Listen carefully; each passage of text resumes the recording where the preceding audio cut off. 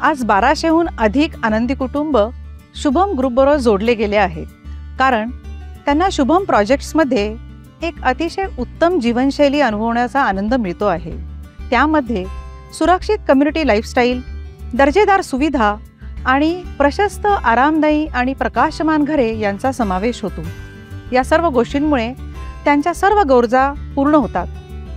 अशा सुविधांमुळे महिला आपल्या कुटुंबाला, स्वतःला आणि मुलांना देखील एक उत्तम जीवनशैली देऊ शकतात।